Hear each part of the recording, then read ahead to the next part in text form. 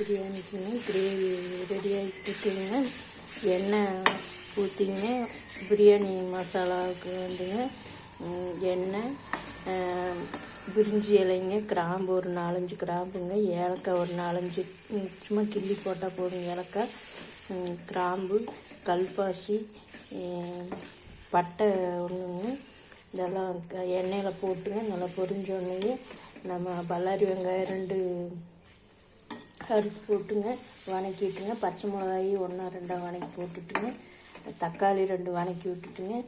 அரைக்கிறதுக்கு வந்துங்க புதினா, மல்லித்தலை ஒரு கைப்பிடி 2 புதினா ஒரு கைப்பிடி, மல்லித்தலை ஒரு கைப்பிடி கழுவி அறுத்து வச்சுக்கோங்க. அறுத்து வச்சுட்டு பூண்டு ஒரு 10 பூண்டுங்க, சின்ன வெங்காயம் ஒரு 10 பூண்டுங்க. அப்படி இல்லைன்னா பல்லாரி வெங்காயம் ஒன்றுங்க.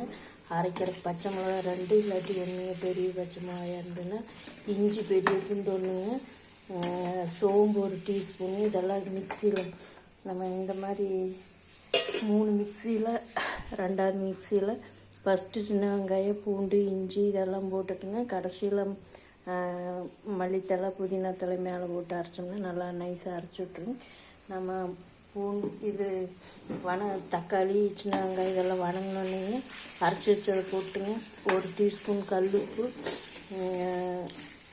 வரமிளகாத்தூள் 1 டீஸ்பூன் போட்டுங்க. நல்லா தயிர் ஒரு வரண்டி ஊற்றிட்டுங்க. இந்த மாதிரி வதக்கிட்டுங்க. நம்ம காளான் பிரியாணி செய்யணும்னு செஞ்சுக்கலாங்க. வெஜிடபிள் பிரியாணின்னா கேரட், பீன்ஸு, பட்டாணி இந்த மாதிரி போட்டுக்கலாங்க.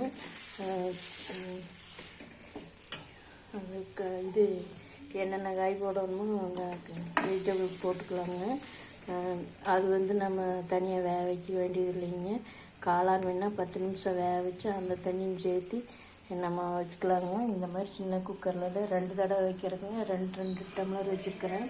1 கிலோவில் நம்ம கொஞ்சம் எடுத்து வச்சுட்டோங்க. 3/4 கிலோ அளவு தான் வருங்க. 1.5 டம்ளர் தண்ணி ஊற்றி வச்சுருக்குங்க.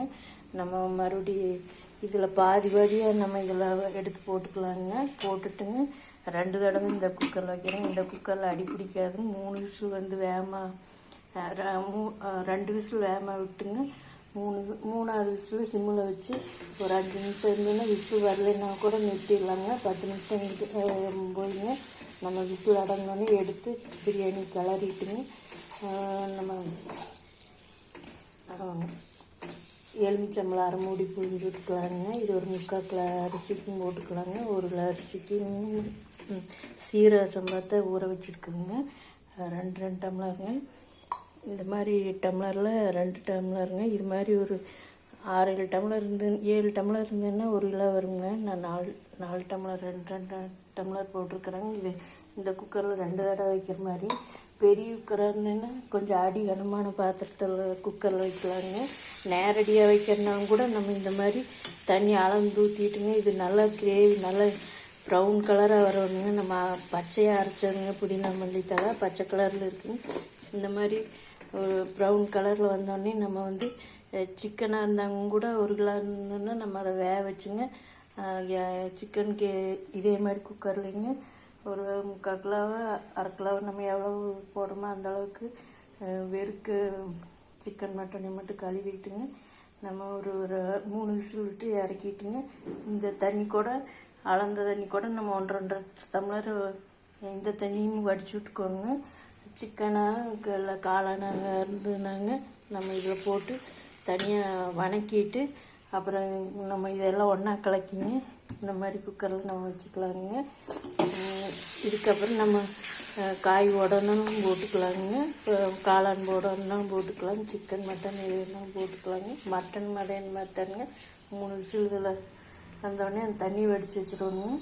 அந்த தண்ணி கூட இந்த தண்ணியும் கலக்கி 1 டம்ளர் 1.5 டம்ளர் தண்ணி விட்டால் நமக்கு சரியாக இருக்குங்க. இப்போ வந்து நம்ம என்ன காளான் போடணும் எது வேணாலும் போட்டுக்கலாங்க. இந்த அளவுக்கு நம்மளுக்கு கிரேவி வந்துடுவோங்க. இனிமேல் நம்ம எவ்வளோ தூரம் பல்லாரி வெங்காயத்தை நல்லா வதக்கணுங்க. சின்ன வெங்காயத்தை நல்லா சின்ன வெங்காயம் போடக்கூடாதுங்க. பல்லாரி வெங்காயம் தான் அரைக்கிறதுக்கு சின்ன வெங்காயம் ஒரு 10 சின்ன வெங்காயம் போட்டுக்கலாங்க. இல்லாட்டி பல்லாரி போட்டுக்கலாங்க. அவ்வளோதாங்க. நம்ம இனிமேல் தான் செய்வோங்க. நம்ம இதெல்லாம் செஞ்சுட்டு இன்னொரு தடவை காட்டுறேன்.